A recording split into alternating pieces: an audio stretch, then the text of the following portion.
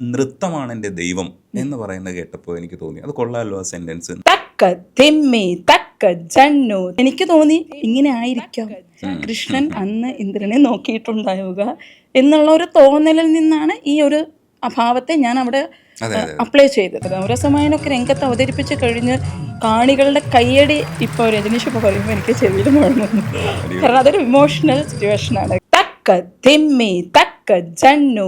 ഈ ഭരതാഞ്ജലി അബുദാബിയിലാണ് സ്റ്റാർട്ട് ചെയ്തേക്കുന്നു, അവിടെ തന്നെ നിൽക്കുകയാണ്. ഇന്ത്യയിലെ കുട്ടികളൊന്നും പഠിപ്പിക്കുന്നില്ല, നിങ്ങൾ അവിടെ വെച്ച് പഠിപ്പിക്കും ഇന്ത്യയിലെ കുട്ടികളെ, അബുദാബിയിൽ വെച്ച് ഇന്ത്യയിലെ കുട്ടികളെ അവിടെ വെച്ച് പഠിപ്പിക്കുന്നുണ്ട്. ജനിച്ചൊരു കുഞ്ഞു ഡാൻസ് അറിഞ്ഞിട്ടാണോ ആ പാട്ടിനനുസരിച്ച് ഇങ്ങനെ നിന്ന് ചാടുന്നത്?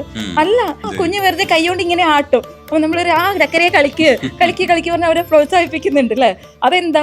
ഇതിഹാസങ്ങളെയൊക്കെ കഥാപാത്രങ്ങളുടെ ഉള്ളിലേക്ക് പോകാൻ തീരുമാനിക്കുന്ന ഒരു ഘട്ടം ഉണ്ടല്ലോ. ഒരു കുറുക്കൻ ഉണ്ടായിരുന്നു, അല്ലെങ്കിൽ ഒരു സിംഹം ഉണ്ടായിരുന്നു. അപ്പൊ എങ്ങനെയായിരിക്കും ഫോറസ്റ്റ് എന്ന് പറയുമ്പോൾ മുദ്രാസിൽ ഇത് മോഹിനിയാട്ടത്തിൽ കാണിക്കും ഇങ്ങനെ ഒരു ഫോറസ്റ്റ്. അപ്പൊ ആ മുദ്ര കാണുമ്പോൾ അവര് വീട്ടിൽ പോയിട്ട് പറയുന്നത് ഞാൻ ഇന്ന് ഫോറസ്റ്റ് പഠിച്ചു. അപ്പൊ അവരെ നമ്മുടെ ഇതിലേക്ക് കൊണ്ടുവരിക ചെയ്യേണ്ടത്. നൃത്തത്തില് താളം എന്താണ്, ഈ നൃത്തത്തിലെ അഭിനയം എന്താണ്? അതൊരു മനോഹരമായ ഒരു ക്വസ്റ്റ്യൻ തന്നെയാണ്. എന്റെ മുമ്പിലിരിക്കുന്ന തോന്നിയിട്ട് ചോദിച്ചതാ, ഞാൻ ഒപ്പിച്ചതാ. ആത്മപ്രകാശനത്തിന് മുദ്രകളെ കൂട്ടുപിടിച്ച അധ്യാപിക.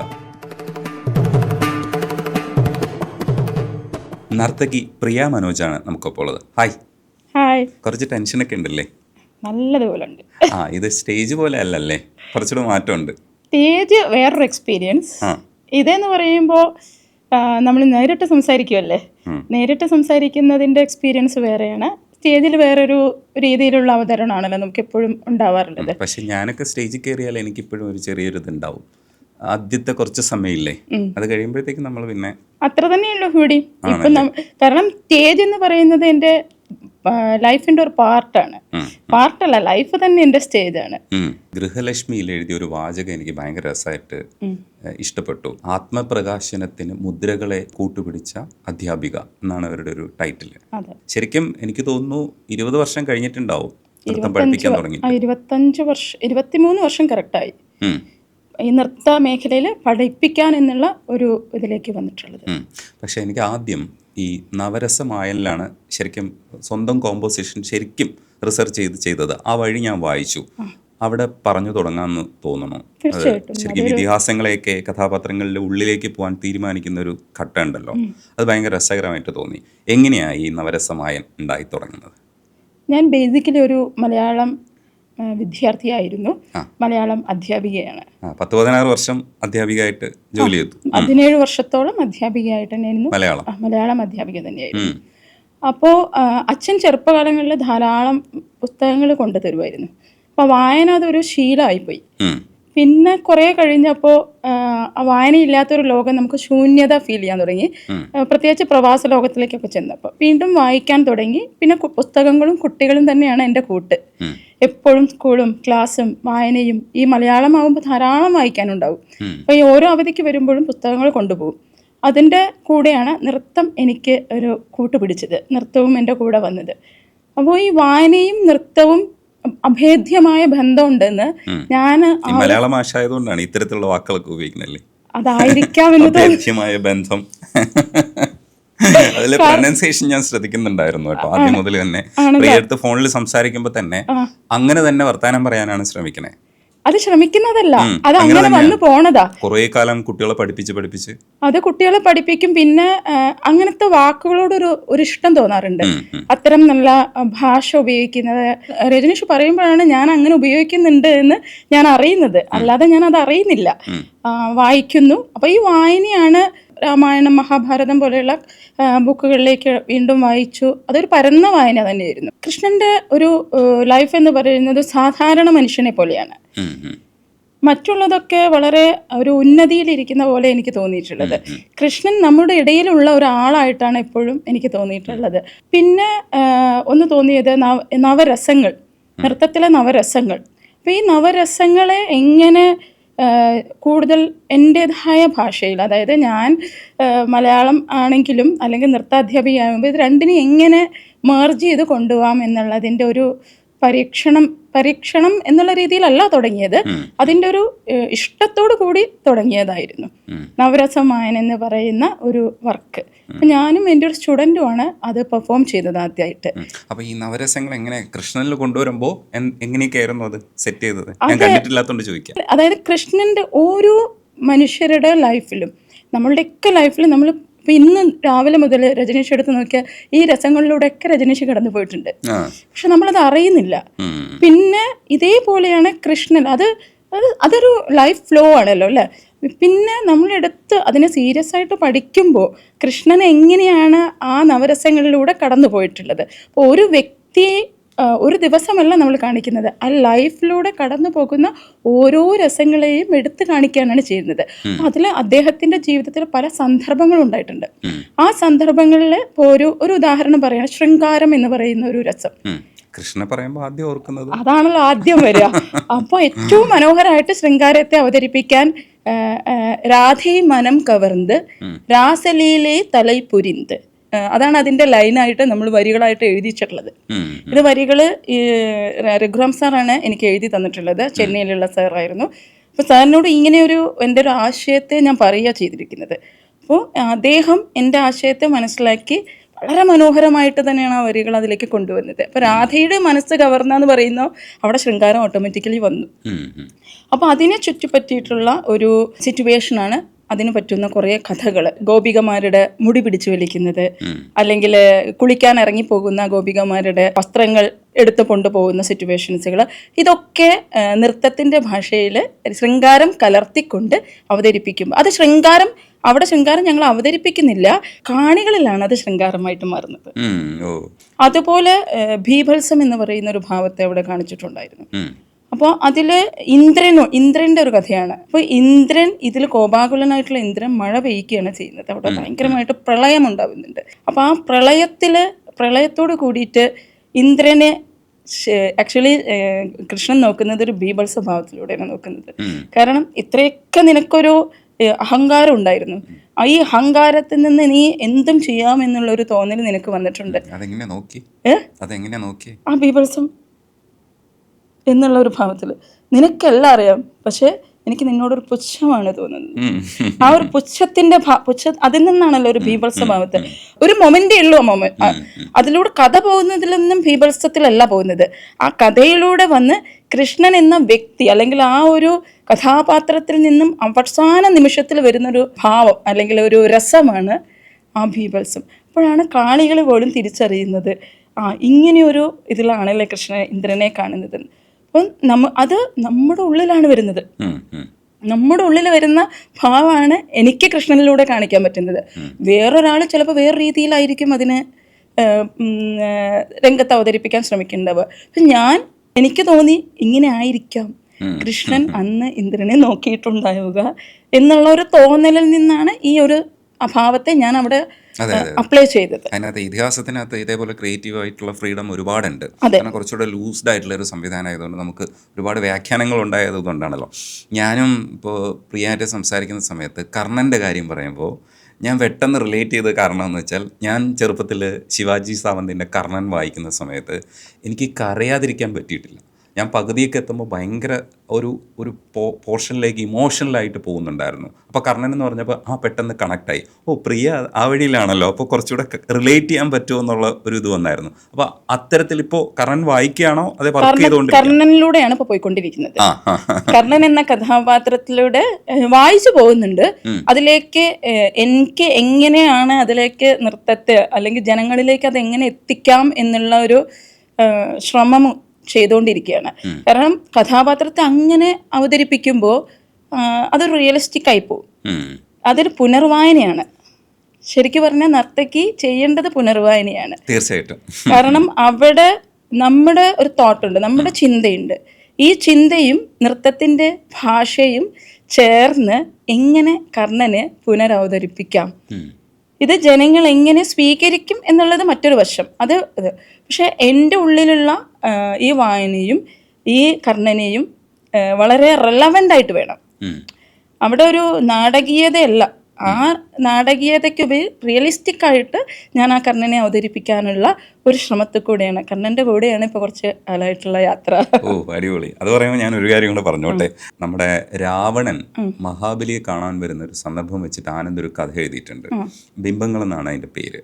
അതിൽ നമ്മൾ എക്സ്പെക്ട് ചെയ്യാത്ത ഒരുപാട് മുഹൂർത്തങ്ങളുണ്ട്. അതൊരു ക്രിയേറ്റീവ് ഫ്രീഡത്തിന്റെ ഭാഗമാണ്. ഇത് സത്യത്തിൽ ഈ പുരാണങ്ങളില്ലാത്ത ഒരു സ്പേസിനെ അവതരിപ്പിക്കുക, അതൊരു ക്രിയേറ്റീവ് ആയിട്ടുള്ളൊരു ഫ്രീഡത്തിൻ്റെ ഭാഗമാണ്. പക്ഷെ നമ്മുടെ മനസ്സിനകത്ത് ഈ ക്യാരക്ടേഴ്സിൻ്റെ ബലം ഭയങ്കരമായിട്ട് കൂടും. അപ്പോൾ ഈ വായിച്ചു പോകുന്ന സമയത്ത് ഇതിഹാസങ്ങളുടെ ഉള്ളിൽ ഈ കഥാപാത്രങ്ങളുടെ മാനസികാവസ്ഥയിലേക്ക് പോകുമല്ലോ, ആ സമയത്ത് ഇതേപോലെ ഇമേഴ്സ്ഡ് ആയിട്ടിരിക്കുമ്പോൾ പുതിയ തോട്ട്സ് ഇങ്ങനെ വരുമ്പോൾ പേടിയുണ്ടോ? മറ്റേ കഥാപാത്രത്തെ കണ്ട് ശീലിച്ചവർ മുമ്പിലാണ് നമ്മളിത് കൊണ്ടുവന്ന് പ്രസൻറ്റ് ചെയ്യുന്നത്. അവിടെ എന്ത് തരത്തിലുള്ള കോംപ്രമൈസ് വേണം, ഇല്ലെങ്കിൽ എങ്ങനെയാണ് അവരോടത് കറക്റ്റായിട്ട് പറയുക? അവർ ഒബ്ജക്റ്റ് ചെയ്യരുതല്ലോ, അവരെ കൂടെ യോജിപ്പിച്ചാണല്ലോ നമ്മൾ വായിക്കേണ്ടത്. ഞാൻ ഈ വായിക്കുന്ന സമയത്ത് ഞാൻ യോജിച്ചാണ് വായിച്ചത്, എനിക്ക് ഒബ്ജക്ഷൻ ഒന്നും തോന്നിയില്ല. അപ്പൊ അങ്ങനെയുള്ള സംഘർഷങ്ങൾ എങ്ങനെ മാനേജ് ചെയ്യാം? നമുക്ക് സ്വാതന്ത്ര്യമുണ്ട്, വരികൾക്കിടയിലൂടെ വായിക്കാനുള്ള സ്വാതന്ത്ര്യമുണ്ട്. ആ ഒരു വ്യക്തി സ്വാതന്ത്ര്യത്തെ ഞാൻ യൂസ് ചെയ്യാറുണ്ട്. ആ കഥാപാത്രങ്ങളെ എൻ്റെ ഭാഗമാക്കി മാറ്റാൻ ശ്രമിക്കും. എന്നിട്ട് അതിൻ്റെ കൂടെയാണ് ഞാൻ പിന്നീടുള്ള യാത്ര. നമുക്ക് ഇങ്ങനെ ഒന്ന് ചിന്തിച്ചൂടെ? ഇപ്പോൾ ദ്രൗപദി എന്ന് പറയുന്ന ഒരു കഥാപാത്രത്തെ എടുത്ത് നോക്കുവാണെങ്കിൽ, ദ്രൗപദി എപ്പോഴും സഹനത്തിൻ്റെ ഒരു ശക്തിയായിട്ടാണ് എപ്പോഴും നമ്മുടെ മഹാഭാരതത്തിൽ കണ്ടിട്ടുള്ളത് അല്ലേ. അതിൽ കുന്തി, യാജ്ഞസേനി എന്ന് പറയുന്ന ഒരു പ്രൊഡക്ഷനാണ് അത് ഞാൻ ചെയ്തത്. അപ്പോൾ ദ്രൗപദീനെ കല്യാണം കഴിച്ച് ഇവിടെ കൊണ്ടുവരുന്നൊരു സന്ദർഭത്തിൽ കുന്തി എന്ന് പറയുന്ന അമ്മ പറയാണ്, ഇത് നിങ്ങൾ 5 പേരും കൂടി പങ്കിട്ടെടുത്തോളൂ എന്ന് പറയുന്ന ഒരു സന്ദർഭം വരുന്നുണ്ട് അല്ലേ. ഈ സന്ദർഭത്തിൽ ചോദിക്കുമ്പോൾ കുന്തി എന്തിനാണ് അങ്ങനെ പറഞ്ഞിട്ടുണ്ടാവുക? അല്ലെങ്കിൽ കുന്തി അത് പർപ്പസ്ഫുള്ളി ആണോ പറഞ്ഞിരിക്കുന്നത്? അത് ആ അമ്മയുടെ സ്ഥാനത്ത് നിന്നിട്ടാണെങ്കിൽ അങ്ങനെ പറയാൻ പാടുമോ? അതോ രാജ്യനീതിക്ക് വേണ്ടിയാണോ ഇങ്ങനെ ചെയ്തിരിക്കുന്നത്? നമുക്ക് കുന്തിനെ നമുക്കവിടെ കുറ്റപ്പെടുത്താൻ പറ്റില്ല. പക്ഷെ ദ്രൗപദിയുടെ അവസ്ഥയൊന്ന് ആലോചിച്ച് നോക്കൂ. ഏറ്റവും ദുഃഖം പിടിക്കുന്ന ഒരു അവസ്ഥയിലേക്ക് എത്തിത്തീരുകയാണ്. കാരണം 5 ഭർത്താക്കന്മാർ, ഒരു സ്ത്രീയും ആഗ്രഹിക്കാത്ത ഒരു സിറ്റുവേഷനാണ്. അപ്പോൾ ഇവിടെ നമുക്ക് ഇപ്പോൾ രജനീഷ് പറഞ്ഞ ഒരു കാര്യത്തിൽ ഈ ദ്രൗപദീനെ നമുക്ക് ഇങ്ങോട്ട് പിക്ക് ചെയ്യാം, ഇതിങ്ങോട്ട് എടുക്കുകയാണ് ചെയ്യുന്നത്. ഈ ദ്രൗപദി എടുത്തിട്ട് നമുക്ക് ഇഷ്ടപ്പെടുന്ന ഒരു രീതിയിലേക്ക് ദ്രൗപദീനെ മാറ്റി പുനർവായനയിലേക്ക് കൊണ്ടുവന്ന് അതിൻ്റെ നൃത്തത്തിൻ്റെ രൂപത്തിലേക്ക് കൊണ്ടുവരാൻ എനിക്ക് അങ്ങനെ ഒരു പേടി ഇതുവരെ തോന്നിയിട്ടില്ല. കാരണം ആ ദ്രൗപദി പിന്നെ എൻ്റേതായി മാറുകയാണ്. മഹാഭാരതത്തിലെ ദ്രൗപദിയെ ഞാൻ തൊട്ടിട്ടില്ല, അല്ലെങ്കിൽ അവിടെ ഞാൻ തൊട്ടിട്ടില്ല. പിന്നെ എനിക്ക് ദ്രൗപദിയെ ഞാൻ കയ്യിലെടുക്കുകയാണ്. ആ ദ്രൗപദി ഞാനായി മാറുന്നു, അല്ലെങ്കിൽ ഞാൻ നൃത്തം ചെയ്യുമ്പോൾ ഞാനായി മാറുകയാണ്. അവിടെ ഞാൻ വായനക്കാരൻ്റെ മറ്റുള്ള സ്വാതന്ത്ര്യത്തിലേക്ക് ഞാൻ ഒരിക്കലും കൈവച്ചിട്ടില്ല. എൻ്റേതായ കൂട്ടുപിടിച്ച് ഞാൻ ദ്രൗപദിയെ എൻ്റെ കൂടെ കൊണ്ടുപോയി ഞാൻ എങ്ങനെയായിരിക്കും ആ ദ്രൗപദിയെ കാണുക, അല്ലെങ്കിൽ എൻ്റെ കണ്ണിലുള്ള ദ്രൗപദി എങ്ങനെയാണ്, എനിക്ക് എങ്ങനെയായിരിക്കണം ദ്രൗപദി എന്നുള്ള ഒരു രീതിയിലേക്ക് ഞാൻ കൂടെ കൊണ്ടുപോകും. അപ്പോൾ അവിടെ എനിക്കൊരു കഥാപാത്രത്തെ എടുക്കുമ്പോൾ അവിടെ ഒരു പേടിയുടെ ആവശ്യമുണ്ടെന്ന് എനിക്ക് തോന്നുന്നില്ല എൻ്റെ ഭാഗത്തു നിന്ന് ചിന്തിക്കുമ്പോൾ. കാരണം പിന്നെ എൻ്റേതായില്ലേ അത്. തീർച്ചയായിട്ടും നമ്മുടേതാണ്. ചില പാട്ടുകളൊക്കെ പാടിയിട്ട് നമ്മൾ നമ്മുടെ പാട്ടാക്കി മാറ്റും പോലെ അതിന്റെ യഥാർത്ഥത്തിലുള്ള സംഗതിയൊന്നും ആയിരിക്കില്ല നമ്മൾ പാടുന്നത്. അത് നമുക്ക് അനുഭവിക്കാൻ പറ്റും. ആദ്യം അതേ കഥയുടെ ഇല്ലെങ്കിൽ നമ്മൾ പോകാൻ പോകുന്ന റൂട്ട് ക്ലിയർ ചെയ്യുന്നു, പിന്നെ ഇത് മുദ്രയിലേക്ക് മാറ്റണമല്ലോ. അപ്പം ആരെങ്കിലും സഹായം വേണ്ടി വരുമോ? ഇതിങ്ങനെ ആയാൽ കുഴപ്പമുണ്ടോ? പിന്നെ പുതിയ എന്തെങ്കിലും ഒരു സാധ്യത അവിടെ പരീക്ഷിക്കുമോ? പുതിയ എന്തെങ്കിലും ഒരു ചെറിയ സാധനമെങ്കിലും നമുക്കൊരു പൊടിക്കൊരു മാറ്റമൊക്കെ വേണമെന്ന് ആഗ്രഹിക്കുമ്പോൾ അതായത് നൃത്തത്തിന്റെ ചട്ടക്കൂടിൽ നിന്ന് തീർച്ചയായിട്ടും. കാരണം ഇപ്പോൾ ഒരു ആശയം നമ്മുടെ ഉള്ളിൽ ഉറവിട്ട് കഴിഞ്ഞു കഴിഞ്ഞിട്ടുണ്ടെങ്കിൽ പിന്നെ അടുത്തത് ഇതെങ്ങനെ വരികളിലേക്കാക്കാം. ഇത് വരികൾ വേണമല്ലോ. ഈ വരികൾ ഒന്നിലേക്ക് ചില സന്ദർഭങ്ങളിൽ ഞാൻ എഴുതാറുണ്ട്, ചില സന്ദർഭങ്ങളിൽ വളരെ സിമ്പിളായിട്ടുള്ളതൊക്കെ എനിക്ക് എഴുതാൻ പറ്റും. പക്ഷെ ചില ഇപ്പോൾ മണിപ്രവാളം, ചെന്തമിഴ് അങ്ങനെയൊക്കെ പോകുമ്പോൾ അതിൻ്റെതായ സ്കോളേഴ്സിൻ്റെ അടുത്തേക്ക് പോകും. ഇതാണ് എൻ്റെ ആശയം എന്ന് ഞാൻ അവരുടെ അടുത്ത് കൺവേ ചെയ്യും. ഈ നവരസമായൻ എഴുതുന്ന സമയത്ത് ഒരുപാട് പേരെ സമീപിച്ചിരുന്നു എന്ന് എഴുതി കണ്ടു. കാരണം അത് വരികൾ എഴുതാൻ മാത്രം തന്നെ ഞാൻ 5-6 പേരെ സമീപിച്ചു. കാരണം എനിക്ക് ഉദ്ദേശിക്കുന്ന ഒരു രീതിയിലുള്ള വരികൾ എനിക്ക് കിട്ടുന്നില്ല. അതിനുവേണ്ടി ഞാൻ വേറെ കുറേ പേര് ഒരു 5 കഴിഞ്ഞ 6ാമത്തെ തവണയാണ് എനിക്ക് കറക്റ്റായിട്ടുള്ളൊരു വേർഷൻ എനിക്ക് കിട്ടുന്നത്. പിന്നെ അതിന് മ്യൂസിക് ചെയ്യാണ്. അത് മ്യൂസിക് ചെയ്യാൻ മ്യൂസിഷ്യൻ്റെ സപ്പോർട്ട് വേണം. അപ്പോൾ മ്യൂസിഷ്യൻ്റെ കൂടെ ഇരിക്കണം. അതിന് എന്ത് ഭാവമാണ് എന്ന് ഞാൻ ആ മ്യൂസിഷ്യന് പറഞ്ഞു കൊടുക്കും. എന്നിട്ട് ആ ഭാവത്തിന് ആപ്റ്റാവുന്ന രാഗം അവിടെ സെലക്ട് ചെയ്യും. എന്നിട്ട് കമ്പോസ് ചെയ്യാനും പിന്നെ റെക്കോർഡ് ചെയ്യാനും ഒക്കെ ഒരുപാട് ടൈം എടുത്തു. അത് കഴിഞ്ഞ് മ്യൂസിക് കഴിഞ്ഞ് അടുത്തൊരു സെക്ഷൻ എന്ന് പറയുന്നത് ജതികൾ. ഇപ്പോൾ ജതികൾ എന്ന് പറഞ്ഞാൽ ആ മൂഡിനനുസരിച്ച് ഇപ്പോൾ നവരസമായനിൽ കാളിയമർദ്ദനത്തിൻ്റെ ഒരു സിറ്റുവേഷൻ വരുന്നുണ്ട്. അപ്പോൾ കാളിയൻ്റെ അവിടെ വെച്ചിട്ട് കാളിയനുമായിട്ടുള്ള ഒരു യുദ്ധമാണ്. കാളിയനും കൃഷ്ണനും തമ്മിലുള്ളൊരു യുദ്ധമാണ്.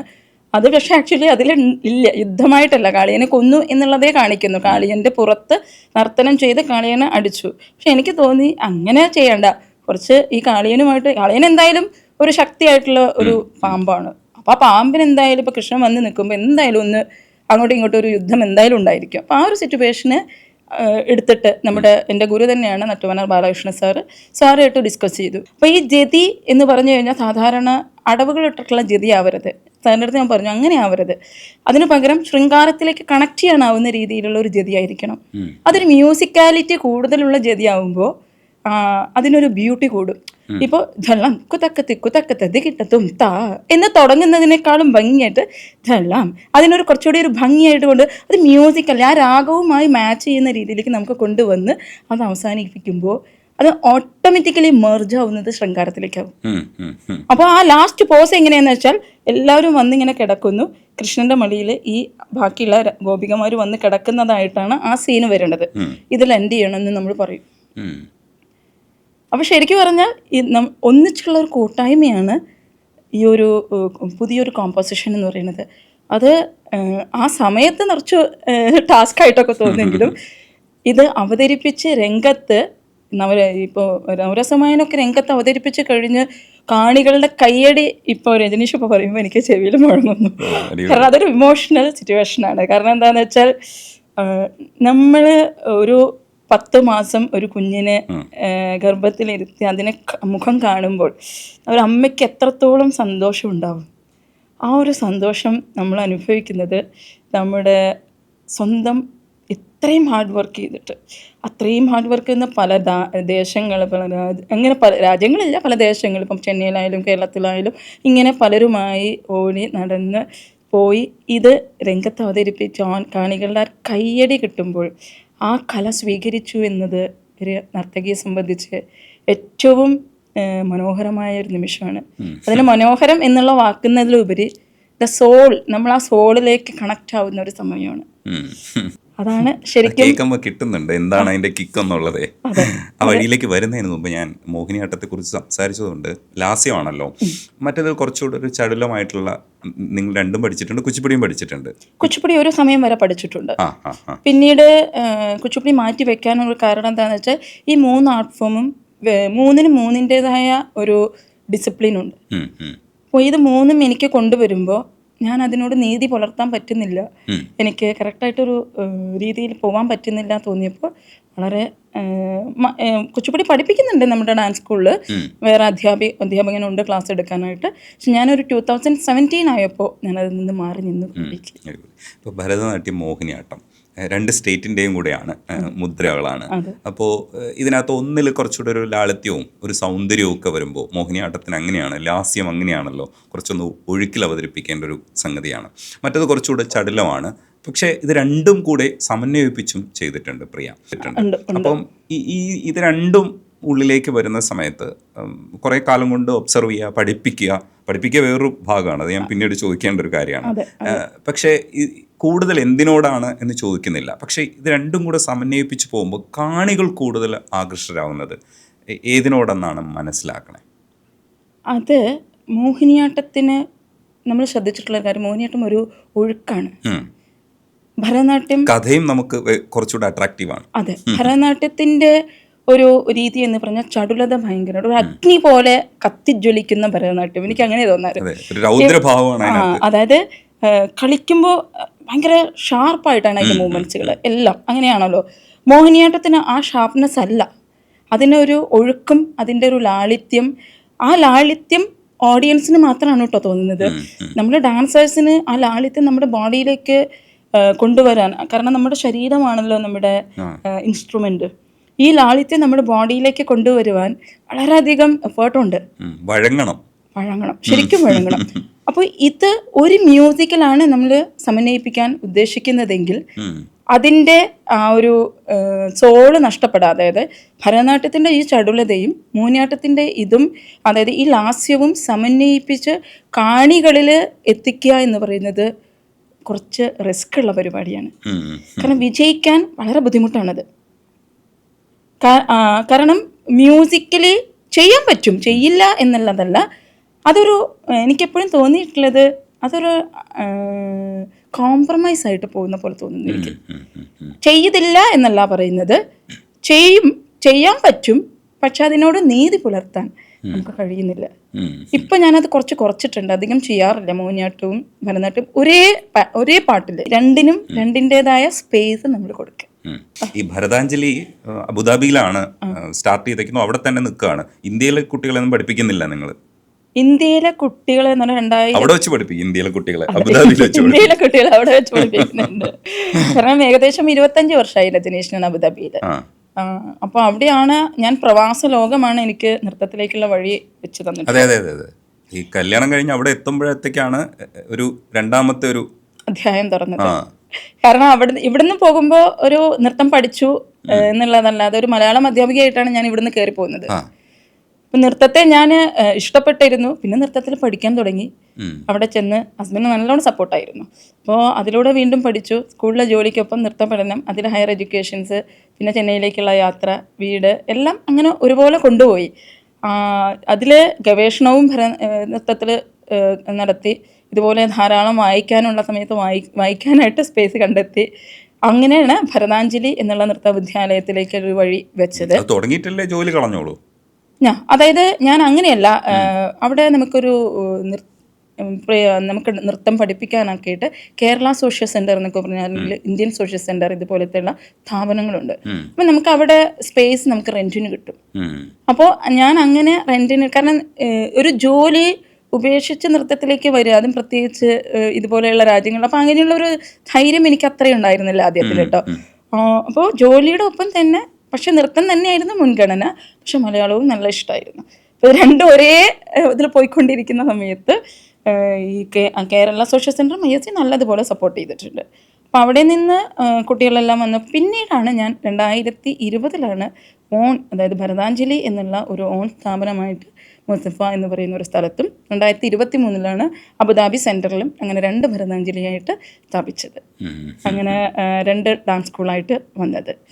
ഈ കുട്ടികളെ പഠിപ്പിക്കുക എന്ന് പറയുന്നത് ഇപ്പോൾ ക്ഷേമാവതി ടീച്ചറും സുഗന്ധി ടീച്ചറും ഒക്കെ പഠിപ്പിച്ചിട്ടുണ്ട്, പ്രിയെ പഠിപ്പിച്ചിട്ടുണ്ട്. പക്ഷെ പഠിപ്പിക്കുക എന്ന് പറയുന്നത് വേറൊരു സ്കില്ലാണ്. പ്രിയ ചിലപ്പോഴൊക്കെ ചെയ്യുന്നത് അവരെ ഒരു ഡാൻസ് ഫോം പഠിപ്പിച്ചങ്ങ്, ഇപ്പം ക്യാപ്സ്യൂളുകളാണല്ലോ, റീലിൻ്റെ ഒരു കാലഘട്ടത്തിലാണ് നമ്മൾ ജീവിക്കുന്നത്. അപ്പോൾ എല്ലാവർക്കും വേണ്ടത് പെട്ടെന്ന് കുട്ടി നന്നായിട്ട് പെർഫോം ചെയ്യുന്ന ഒരു പാട്ടൊക്കെ പെർഫോം ചെയ്യുന്ന കണ്ടാൽ മതി, എൻ്റെ ബേസിക്സ് ഒന്നും അറിയണമെന്നില്ല, കാണുമ്പോൾ ഒരു സുഖമൊക്കെ തോന്നണമെന്നുള്ള അർത്ഥത്തിലാണ്. പക്ഷെ പ്രിയ ചെയ്യുന്നത് അവരിൽ നിന്നൊരു പ്രോഡക്റ്റിനെ ഉണ്ടാക്കിയെടുക്കാൻ വേണ്ടിയിട്ട് ശ്രമിക്കുന്ന അത് കുറച്ചൊരു റിസ്ക്കാണ്. പെട്ടെന്ന് അങ്ങനെ ഒരു പ്രോഡക്റ്റ് ഉണ്ടാവുകയില്ല. ഈ ഒരു ഒത്ത ഭംഗിയിൽ കുട്ടികളെ കാണാൻ മാതാപിതാക്കൾക്ക് പറ്റുകയില്ല. ഇതൊരു കോൺഫ്ലിക്റ്റാണ്. ഒരു ടീച്ചറെ സംബന്ധിച്ചിടത്തോളം ഭയങ്കര കോൺഫ്ലിക്റ്റാണ്. ഇവരെ എന്താക്കണം? പെട്ടെന്നൊരു സ്റ്റേജിൽ നമ്മൾ ഒരു സാധനം പഠിപ്പിച്ച് കൊണ്ടുപോകുന്നത് എളുപ്പമുള്ള പരിപാടിയാണ്. എന്ന് വെച്ചാൽ അതിൻ്റെ ശരിക്കുള്ള ഭാവം അത് അറിയണമെന്നൊന്നുമില്ല. ഇപ്പോൾ പ്രിയ പറയുന്നത് പോലെ ആണെങ്കിൽ ഒരു 8 വർഷമെങ്കിലും കുട്ടികൾ പഠിച്ചാലേ അവരുടെ സ്കിൽ അവർക്ക് തന്നെ മനസ്സിലാക്കാൻ പറ്റുള്ളൂ എന്നാണ്. ഈ കോൺഫ്ലിക്റ്റ് എങ്ങനെയാണ് മറികടക്കുക? രജനീഷ് ഏറ്റവും മനോഹരമായ ഒരു ക്വസ്റ്റ്യനാണ് ഇപ്പോൾ ചോദിച്ചത്. കാരണം എന്താണെന്ന് വെച്ചാൽ അത് ഏറ്റവും ബുദ്ധിമുട്ടായിട്ടുള്ളതും കൺവിൻസ് ചെയ്യാൻ ഏറ്റവും റിസ്ക് ആയിട്ടുള്ള ഒരു മേഖലയായിട്ടാണ് എനിക്ക് തോന്നിയിട്ടുള്ളത്. നൃത്തം പഠിപ്പിക്കുകയല്ല ചെയ്യേണ്ടത്. ശരിക്ക് നൃത്തം നമ്മുടെ ഉള്ളിലൊക്കെ ഉണ്ട്. ഈ നൃത്തത്തെ നമ്മൾ പുറത്തേക്ക് എടുക്കുകയാണ് ചെയ്യേണ്ടത്. ഇത് ആർക്കും മനസ്സിലാവണില്ല. ഫിലോസഫിക്കലി പറയാം, പ്രാക്ടിക്കലി ഇത് കൊണ്ടുവരുന്നത് അതെ, അതാണ് അത്. ഇപ്പൊ ഒരു കുട്ടി നമ്മുടെ ഡാൻസ് ക്ലാസ്സിൽ വരുമ്പോൾ ആ കുട്ടി സത്യത്തിൽ ഒന്നും അറിഞ്ഞിട്ടുണ്ടായിരിക്കില്ല. ആ കുട്ടി കാണുന്നത് എന്തായിരിക്കും, ടി വിയിലുള്ള നൃത്തമായിരിക്കും, ഡാൻസ് ചെയ്യുന്നത്, ഒരു പാട്ടിൻ്റെ കൂടെ ഡാൻസ് ചെയ്യുന്നത്. അപ്പം ഞാൻ ചോദിക്കാറുണ്ട്, മോൾക്ക് ഡാൻസ് അറിയുമോ എന്ന് ചോദിക്കും. അപ്പോൾ പറയും അറിയാം, എനിക്കറിയാം, നന്നായിട്ട് അറിയാം. അപ്പോൾ ഏതാണ് ചോദിക്കുമ്പോൾ പറയും ഒരു പാട്ട് ഏതെങ്കിലും. അമ്മ പറയും ഈ പാട്ടിൻ്റെ കൂടെയാണ് കളിക്കുന്നത്. കാരണം അമ്മ എല്ലാ പാരൻസിനും ഒരു ഇൻട്രസ്റ്റ് ആണല്ലോ അത് കുട്ടികളെ പഠിപ്പിക്കുന്നത്. അപ്പോൾ ആ ഒരു പാട്ട് വെക്കും. അപ്പോൾ അവരതിനനുസരിച്ച് ഒരു ചെറിയ മൂവ്മെന്റ്സുകളൊക്കെ ഇങ്ങനെ ചെയ്യാൻ തുടങ്ങും. അപ്പം ഞാൻ ചോദിക്കും, ഞാൻ എപ്പോഴും അവരോട് പാരൻസിനോട് പറയും, ഇത് കുഞ്ഞിന് ചിലപ്പോൾ 3.5 വയസ്സുള്ള കുട്ടീനെയും കൊണ്ടുവരിക. എന്നിട്ട് ചോദിക്കും 3.5 വയസ്സുള്ള കുട്ടി നന്നായി ചെയ്യും. ഞാൻ പറയും ഡാൻസറാണ്, അവിടെ കുട്ടി ഡാൻസറാണ്, ഡാൻസ് സ്കില്ലുണ്ട്. പക്ഷേ പഠിച്ചെടുക്കുന്ന ഒരു ഏജ് പറയുന്നത് നിങ്ങളൊരു 5.5 വയസ്സ് അല്ലെങ്കിൽ 6 വയസ്സിലേക്ക് നിങ്ങൾ കൊണ്ടുവരും. കാരണം പഠിപ്പിക്കുമ്പോൾ അതിനൊരു സിലബസ് ഉണ്ട്, ചിട്ടയായിട്ട് വേണം പഠിപ്പിക്കാൻ. അല്ലാതെ നമുക്കൊരു പാട്ടിട്ടുള്ള ഒരു പാട്ട് വെച്ച് കൊടുത്തിട്ട് അതിനനുസരിച്ച് ഒരു ചലനമല്ലല്ലോ നൃത്തം അവിടെ വരുന്നത്. അവിടെ ആ കുട്ടിയുടെ എന്താണ് പറയുക ബോഡി അവിടെ നമ്മൾ ആദ്യം ഒന്നും ഫിലോസഫിക്കലോ ഒന്നും നമ്മൾ അതിലേക്ക് അപ്ലൈ ചെയ്യുന്നില്ല. കുട്ടിക്ക് എന്താണ് അറിയുന്നത്, 2 കാല് നിർത്തി വെച്ച് അതിനെ ചവിട്ടാൻ ആദ്യം പഠിപ്പിക്കും. ഇത് ചവിട്ടുമ്പോൾ കുറേ കഴിയുമ്പോൾ ബോറടിക്കും കുട്ടിക്ക്. അപ്പോൾ പറയും ടീച്ചർ ബോറടിച്ചു, വേറെ എന്തെങ്കിലും പറയും. അപ്പം അതിൻ്റെ കൂടെ ചെറിയ മുദ്രാസ് പഠിപ്പിക്കും. അപ്പോൾ അവർ ഒരു പതാക, ത്രിപതാക, അർദ്ധപതാക എന്നൊക്കെ. അപ്പോൾ വിരലൊക്കെ ഇങ്ങനെയൊന്നും നിൽക്കില്ല, വിരലിങ്ങനെ നിർത്തിയിട്ട് ഇങ്ങനെ വളഞ്ഞു കുത്തിയൊക്കെ പോകും. പിന്നെ അത് നിവർത്തി വെക്കണം. കാലാണെങ്കിൽ 2 സ്റ്റെപ്പ് കഴിയുമ്പോഴേക്കും വയ്യ. അപ്പോൾ ഇത് ഒരു 5.5 വയസ്സുള്ളൊരു കുട്ടി ഡാൻസ് ക്ലാസ്സിൽ വന്ന് പഠിച്ചിട്ട് ആദ്യത്തെ ഒരു ബേസിക് അടവ് പഠിപ്പിക്കുമ്പോഴേക്ക് തന്നെ ഏകദേശം 1 വർഷത്തോളം എടുക്കുന്നുണ്ട്. അത് പലർക്കും മനസ്സിലാവണില്ല. എന്താ ഇത്ര സമയം? കാരണം സിലബസിൽ നോക്കുമ്പോൾ തട്ടടവ്, നാട്ടടവ് ഇത്രയേ ഉള്ളൂ. ഈ തട്ട് എന്ന് പറയുന്നത് കാല് ടാപ്പ് ചെയ്ത് കാല് ഭൂമിയുമായി സ്പർശിച്ച് അതിൽ ചവിട്ടി ആ കുട്ടി ആ താളം, അതെ തെയ്യ തെയ് തെയ്യ തെയ് എന്ന് കേൾക്കുന്ന ആ താളത്തിൽ കാല് കറക്റ്റ് ചവിട്ടണം. ഈ ചവിട്ട് 2 കാല് ചേർത്ത് വെച്ച് ചവിട്ടും. അതിന് ഞങ്ങൾ ഭരതനാട്യത്തിൽ പറയും സമപാദം എന്ന് പറയും. ഈ സമപാദത്തിൽ ചവിട്ടി കാല് ബാക്കിലേക്ക് ചവിട്ടി വന്ന് അത് നിൽക്കും. പിന്നെ അതിൻ്റെ ഇടയിലായിരിക്കും കുറച്ച് കഥകൾ പറഞ്ഞിട്ടായിരിക്കും ഞങ്ങൾ ഈ എങ്ങനെയാണ് ഇപ്പോൾ ഒരു കുറുക്കൻ ഉണ്ടായിരുന്നു അല്ലെങ്കിൽ ഒരു സിംഹം ഉണ്ടായിരുന്നു, അപ്പോൾ എങ്ങനെയാണ് സിംഹം എന്ന് കാണിച്ചു കൊടുക്കുമ്പോൾ അവർ മുദ്ര പറയും. അപ്പോൾ അവർക്ക് ലയൺ എന്ന് കേൾക്കുമ്പോൾ അവർക്ക് ഒരു ഇഷ്ടം തോന്നും. അപ്പോൾ ലയൺ എങ്ങനെയായിരുന്നു, ഫോറസ്റ്റ്. അപ്പോൾ ഇങ്ങനെ ഭാഷ അവരെ പഠിപ്പിക്കുന്നത് ഇങ്ങനെയാണ്. അപ്പോൾ എങ്ങനെയായിരിക്കും ഫോറസ്റ്റ് എന്ന് പറയുമ്പോൾ മുദ്രാസിൽ ഇത് മോഹിനിയാട്ടത്തിൽ കാണിക്കും ഇങ്ങനെ ഒരു ഫോറസ്റ്റ്. അപ്പോൾ ആ മുദ്ര കാണുമ്പോൾ അവർ വീട്ടിൽ പോയിട്ട് പറയുന്നത് ഞാൻ ഇന്ന് ഫോറസ്റ്റ് പഠിച്ചു. അപ്പോൾ അവരെ നമ്മുടെ ഇതിലേക്ക് കൊണ്ടുവരിക ചെയ്യണത്. അവരുടെ തലത്തിലേക്ക് നമ്മൾ ഇറങ്ങും വേണം. നവരസമായൻ പഠിപ്പിക്കുന്ന ഒരാളുടെ രീതിയിൽ ഫസ്റ്റ് ലെവൽ പഠിപ്പിക്കാൻ പറ്റില്ല. കാരണം അവിടേക്ക് നമ്മൾ കുട്ടിയുടെ ലെവലിലേക്ക് നമ്മൾ ഇറങ്ങിച്ചെന്ന് കുട്ടീനെ അടവ് തന്നെ പഠിപ്പിക്കുന്ന വേണം. നല്ല ക്ഷമ വേണം. കാരണം ഞാൻ ക്ഷമയില്ലാത്ത ഒരാളായിരുന്നു, തീരെ ക്ഷമയില്ല. എന്നെ ക്ഷമ പഠിപ്പിച്ചു. ശരിക്കും ക്ഷമ എന്താണെന്ന് ഈ കുഞ്ഞുങ്ങൾ നമ്മളെ പഠിപ്പിക്കും. പക്ഷേ ഈ കുഞ്ഞുങ്ങളുടെ കൂടെ യാത്രയുണ്ടല്ലോ, ഭയങ്കര രസമാണ്. നമുക്ക് എത്ര ടെൻഷൻ ഉണ്ടെങ്കിലും അവർ ആ ടെൻഷൻ അങ്ങനെ പറത്തി കളയും. ആ അടവുകളിൽ മുതൽ അവരെ പഠിപ്പിച്ച് ആ ഭാഷ അവർ ആൽഫബറ്റ് പഠിപ്പിക്കുന്ന പോലെയാണ്.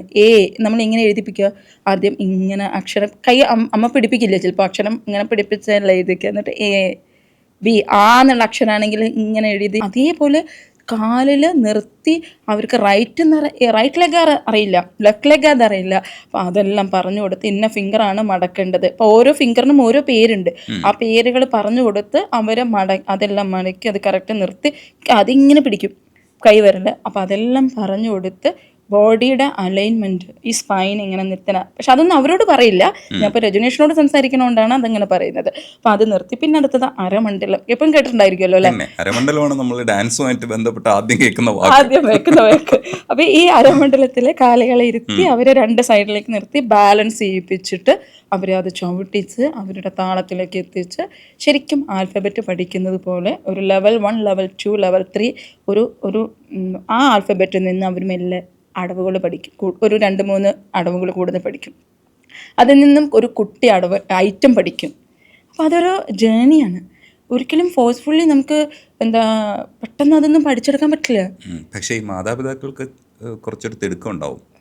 കുട്ടിക്ക് വേറെ എല്ലാം പഠിക്കാനുണ്ട്, അതിനിടയിൽ ഒരു പെർഫോമറെ കാണുകയും വേണം. ഇതിൻ്റെ ഒരു കോൺഫ്ലിക്റ്റ് അവരുടെ മനസ്സിൽ തന്നെ ഉണ്ടാവും, സമയമില്ലായ്മ ഉണ്ടാവും. പക്ഷെ അതിനകത്ത് നിന്നിട്ട് നമ്മളിത് നടപ്പാക്കിയെടുക്കണം.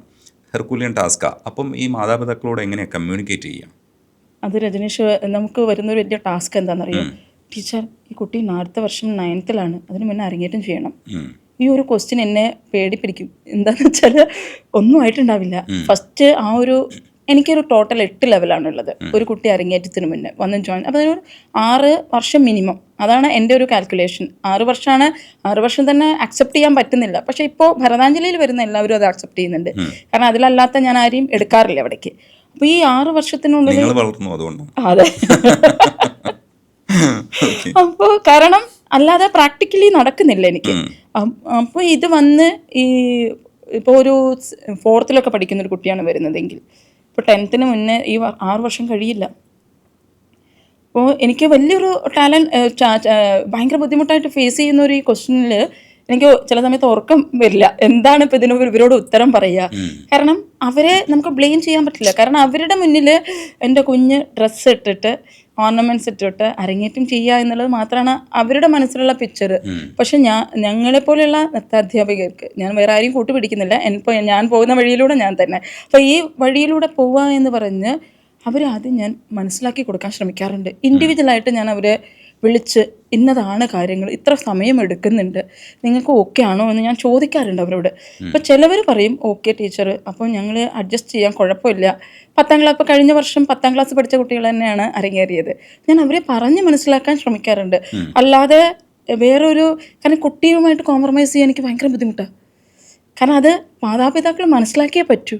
അല്ലാത്തൊരു നിമിഷത്തിലാണെങ്കിൽ, പക്ഷെ അങ്ങനെ മനസ്സിലാക്കുന്ന ഒരു പാരൻസ് ഉള്ളത് എനിക്കൊരു ബ്ലെസ്സിങ് ആണ്. മനസ്സിലാക്കൂ മാതാപിതാക്കളെ, ഞാനും എന്നെ പഠിപ്പിക്കുക, എൻ്റെ കുട്ടി ഇതേപോലെ ഞാൻ ചെയ്യണ്ടേ? അപ്പോൾ ഈ കോൺഫ്ലിക്റ്റ് ഉണ്ട്, എല്ലാ മാതാപിതാക്കൾക്കും ഉള്ളതാണ്. ഈ നൃത്തമാണ് എൻ്റെ ദൈവം എന്ന് പറയുന്നത് കേട്ടപ്പോൾ എനിക്ക് തോന്നി അത് കൊള്ളാമല്ലോ ആ സെൻറ്റൻസ്. നൃത്തമാണ് എൻ്റെ ദൈവം, ഇങ്ങനെയൊക്കെ പറയാനുള്ളൊരു കറേജ് ഉണ്ടാവണമെങ്കിൽ നൃത്തം അത്രയ്ക്കും നമ്മുടെ ഉള്ളിൽ പോയി വീഴുകയും നമ്മളെ സന്തോഷിപ്പിക്കുകയും ചെയ്യണം, നമ്മുടെ കൂടെ ഉണ്ടാവുകയും വേണം. അല്ലെങ്കിൽ എല്ലാം ഈ ബ്ലഡിലുണ്ട് എന്നൊക്കെ പറയുമ്പോഴും സത്യത്തിൽ ഈ സെൻറ്റൻസിൻ്റെ കൺസ്ട്രക്ഷൻ എനിക്ക് ഇഷ്ടപ്പെട്ടു. ഈ ഒരു സെൻറ്റൻസ് പറയാനുള്ള ധൈര്യമൊക്കെ എങ്ങനെ കിട്ടി? എന്താണ് ദൈവം എന്നുള്ളത് ആദ്യം നോക്കൂ. ഞാൻ എൻ്റെ ദൈവത്തെ കാണുന്നത് എൻ്റെ ഉള്ളിലാണ്. നമുക്ക് ഒരു സോളുണ്ട്, നമ്മുടെ ഉള്ളിലെല്ലാം ഒരു ആത്മാവുണ്ട് അല്ലേ? ഈ ആത്മാവിനെ കണ്ടെത്താനുള്ള ഒരു യാത്രയായിട്ട്, അതായത് ഭയങ്കര യോഗികളുടെ ലെവലിലല്ല ഞാൻ പറയുന്നത്, ഒരു സാധാരണ ഒരാളുടെ രീതിയിൽ. അപ്പോൾ ഈ സോള് എനിക്ക് ഞാൻ എപ്പോഴും സോളായിട്ട് കണക്ട് ചെയ്യുന്നത് എനിക്ക് നൃത്തമായിട്ട് കണക്ട് ആക്കാൻ പറ്റും. അപ്പം നമ്മളൊരു പെർഫോമൻസ് ചെയ്യുമ്പോൾ ഓരോരുത്തർക്കും ഓരോ രീതിയാണ്. അപ്പം എന്നെ സംബന്ധിച്ച് എനിക്ക് നൃത്തം ചെയ്യുമ്പോൾ ഞാൻ ചുറ്റുമുള്ളത് മറക്കും. അല്ലെങ്കിൽ എൻ്റെ ഒരു സ്റ്റുഡൻസ് പെർഫോം ചെയ്യുമ്പോൾ എനിക്ക് ചുറ്റുമുള്ളതെല്ലാം മറക്കാൻ പറ്റുന്നുണ്ട്. ഒരു മെഡിറ്റേഷൻ മോഡിലേക്കാണ് ഞാൻ പോകുന്നത്. ഈ ഒരു മെഡിറ്റേഷൻ മോഡിൽ ഇരിക്കുമ്പോൾ മാത്രമാണ് നമുക്ക് നമ്മളെ അറിയാൻ പറ്റുള്ളൂ. അപ്പം നൃത്തം ചെയ്യുന്ന സമയത്ത് ചുറ്റുള്ള ഓർക്കസ്ട്ര ഉണ്ടായിരിക്കാം, മുന്നിലിരിക്കുന്ന കാണികളുണ്ട്, അവരൊക്കെ ഞാൻ കണ്ണുകൊണ്ട് കാണുന്നുണ്ട്, ഇല്ല എന്നല്ല ഞാൻ പറയുന്നത്. ഞാൻ എത്ര സങ്കടത്തിലാണെങ്കിലും എത്ര വിഷമത്തിലാണെങ്കിലും ഞാൻ ഈ നൃത്തത്തിൻ്റെ അത് പ്രാക്ടീസ് ചെയ്യണമെന്നില്ല, അല്ലെങ്കിൽ നൃത്തം ഒരു പുതിയ കൊറിയോഗ്രാഫി മനസ്സിലേക്ക് ചിന്തിച്ചാൽ മതി, ഞാൻ ഒറ്റയ്ക്കല്ല. അപ്പോൾ അതല്ലേ നമ്മുടെ ദൈവം. തീർച്ചയായിട്ടും ഫിലോസഫിക്കലി പറഞ്ഞ് ഒപ്പിച്ചു കേട്ടോ, അത് ഓക്കെയാണ്. ഈ അസുഖം മൂലം സംസാരിക്കാൻ പോലും വയ്യാത്തൊരവസ്ഥയിലേക്ക് വന്നതിന് ശേഷം നൃത്തമാണ് തിരിച്ചു കൊണ്ടുവന്നതെന്ന് എഴുതി കണ്ടു. പക്ഷേ എനിക്കത് മനസ്സിലായിട്ടില്ല. കുറച്ചൊരു ലോജിക്കലി ചിന്തിക്കുന്ന ഒരാളായതുകൊണ്ട് എന്താ ശരിക്കും സംഭവിച്ചത്, എങ്ങനെയാണത് റിക്കവർ ചെയ്തത്? ഞാൻ ഒരു അസുഖം എന്ന് പറഞ്ഞു കഴിഞ്ഞിട്ടുണ്ടെങ്കിൽ ക്ലാസ് എടുത്തുകൊണ്ടിരിക്കുമായിരുന്നു. ക്ലാസ് എടുത്തുകൊണ്ടിരിക്കുമ്പോൾ എനിക്ക് സംസാരിക്കാൻ പറ്റാണ്ടായി തുടങ്ങി. ഫുൾ പെയിൻ ആയിരുന്നു ഈ ഒരു ഭാഗം മുഴുവനും. പല ഡോക്ടേഴ്സിനെ കാണിച്ചു, ആർക്കും ഒന്നും പറയാൻ പറ്റുന്നില്ല. ഞാൻ അബുദാബി തന്നെയായിരുന്നു. തിരിച്ച് അപ്പോൾ എൻ്റെ ഒരു സ്റ്റുഡൻറ്റിൻ്റെ അമ്മയുണ്ടായിരുന്നു, ഒരു ഡെൻറ്റിസ്റ്റ് ആയിരുന്നു. അപ്പോൾ എൻ്റെ അടുത്ത് പറഞ്ഞു, ഇത് TMJ പെയിൻ എന്ന് പറയുന്ന ഒരു പെയിനാണ്, അത് ഭയങ്കര ബുദ്ധിമുട്ടാണ്. അപ്പോൾ അതും പിന്നെ അതിനോടൊപ്പം തന്നെ കുറച്ച് മസിൽസിന് സംഭവിച്ചിട്ടുള്ള കുറേ കാര്യങ്ങളാണ്. അതുകൊണ്ടാണ് ടീച്ചർക്ക് എനിക്ക് ഭക്ഷണം കഴിക്കാൻ വയ്യ. ക്ലാസ്സിൽ പോയി കഴിയുമ്പോൾ അന്ന് ഞാൻ തന്നെ ഉണ്ടായിരുന്നുള്ളൂ ക്ലാസ് എടുക്കാനായിട്ട്, വേറെ ആരും ഉണ്ടായിരുന്നില്ല.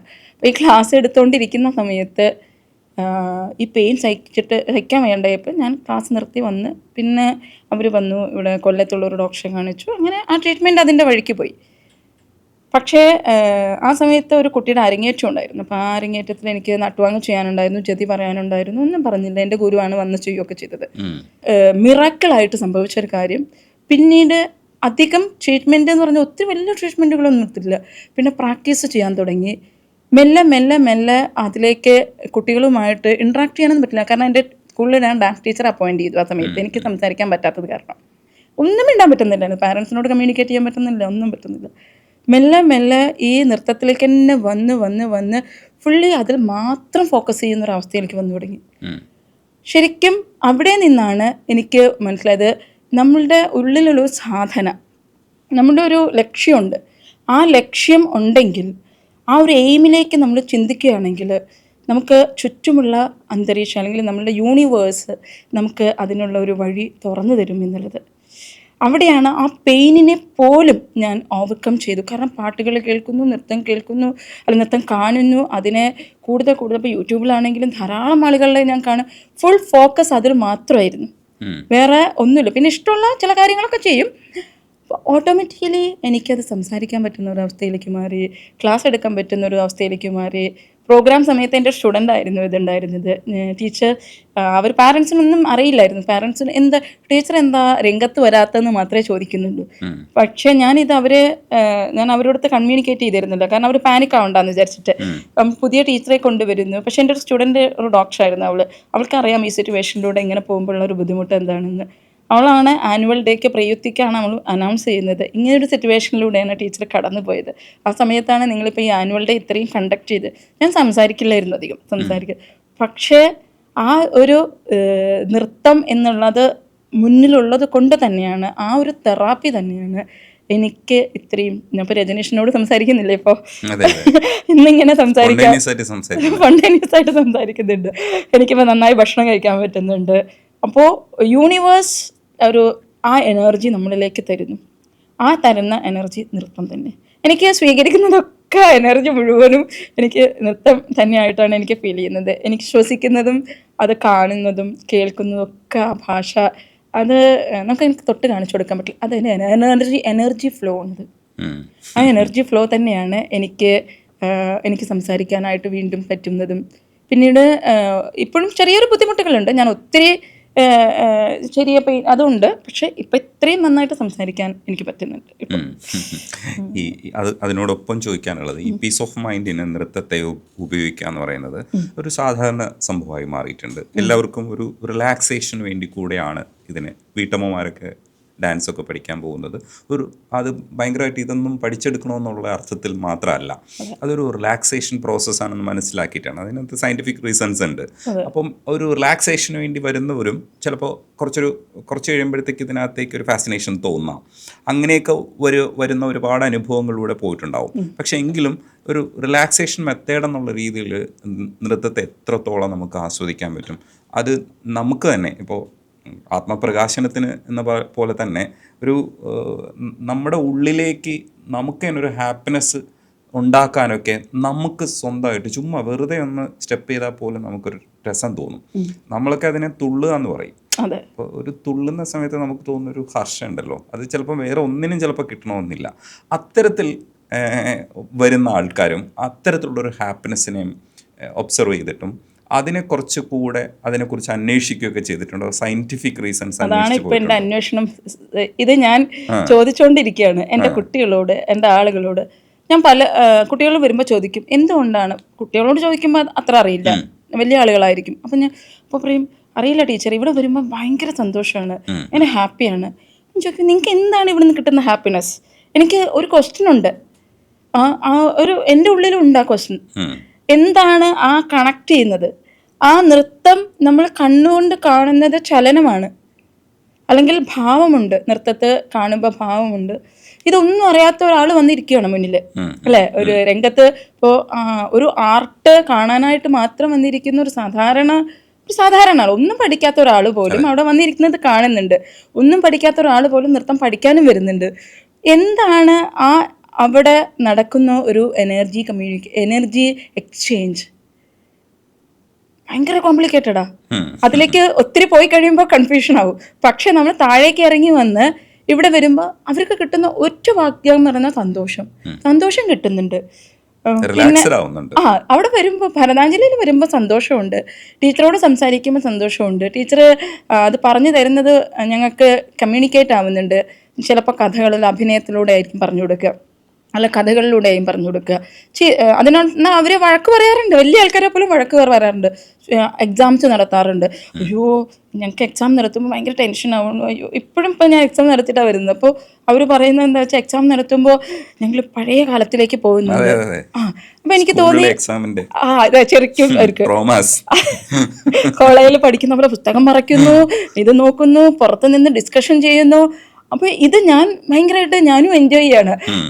അപ്പോൾ അവരോട് ചോദിച്ചു ഈ എക്സാം നടത്താൻ പേടിയില്ല. പക്ഷെ പേടിയുണ്ട് ടീച്ചറെ, പക്ഷേ ഞങ്ങൾ പഴയ കോളേജ് കാലം ഓർക്കുന്നു.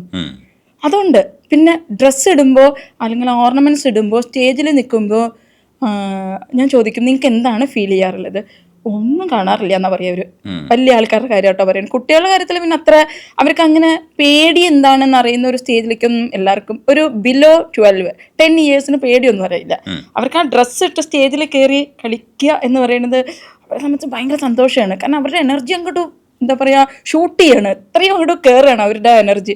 അത് ആ എനർജി നമുക്ക് ആ സ്റ്റേജിലും എന്താ പറയുക മേക്കപ്പ് റൂമിലൊക്കെ ഇങ്ങനെ കാണാൻ പറ്റും നമുക്ക് ആ ഒരു സന്തോഷം. എന്നാൽ അതേ സമയത്ത് ഇവിടെ ഇരിക്കുന്ന കുറച്ച് മെച്ചേർഡായ ആൾക്കാർക്ക് അയ്യോ എങ്ങനെ സ്റ്റേജിൽ കയറും ഇത്. പക്ഷേ ഞാൻ എപ്പോഴും ചോദിക്കും നിങ്ങൾ ഇത്രയും എഫേർട്ട് എടുക്കണം, ഇതിനു വേണ്ടി വരണം. ഇപ്പോൾ നിങ്ങളുടെ ജോലി ആയിക്കോട്ടെ അല്ലെങ്കിൽ നിങ്ങൾ പഠിക്കുന്നതിൻ്റെ സ്ഥലത്തു നിന്നായിക്കോട്ടെ എല്ലായിടത്തു നിന്നും വരണം, ഇതിനു വേണ്ടി ടൈം സ്പെൻഡ് ചെയ്യണം, ഇത് പഠിപ്പിക്കുന്നത് നിങ്ങൾ കേൾക്കണം. എന്നാലും നിങ്ങൾക്ക് എന്തോ ഒരു സംഭവം നിങ്ങൾക്ക് ഇവിടുന്ന് കിട്ടുന്നുണ്ട്, ആ ഒരു സന്തോഷമല്ലേ ചോദിക്കും. അപ്പോൾ എങ്ങനെയാണ് ആ സന്തോഷത്തെ ഡിഫൈൻ ചെയ്യാന്ന് ചോദിക്കുമ്പോൾ രജനീഷ് അത് ഇത്ര ഞാനും അത് റിസർച്ച് ചെയ്തുകൊണ്ടിരിക്കും. എനിക്കും അതൊരു ഭയങ്കര കോംപ്ലിക്കേറ്റഡ് ആയിട്ട് രജനീഷ് ഞാനിപ്പോൾ ഒരു 5-6 മാസമായിട്ട് ഈ ഒരു ക്വസ്റ്റ്യൻ്റെ പിന്നാലെയാണ്. എന്താണ് ആർട്ട് നമുക്ക് തരുന്ന സന്തോഷം? എങ്ങനെയാണ് സന്തോഷം നമുക്ക് കാണിച്ചു കൊടുക്കാൻ പറ്റുന്നില്ല? ചോദിക്കും നൃത്തം എന്താണ് തരുന്നത്, നൃത്തത്തിലൂടെ എന്താ സന്തോഷം? സന്തോഷം ഉണ്ടെന്ന് ഇപ്പോൾ രജനീഷിനും അറിയാം, എനിക്കും അറിയാം, ഈ ഇരിക്കുന്ന എല്ലാവർക്കും അതറിയാം. പക്ഷെ അത് നമുക്ക് കാണിച്ചു കൊടുക്കാം. അപ്പം എനിക്ക് എപ്പോഴും തോന്നും അതൊരു എനർജിയാണ്.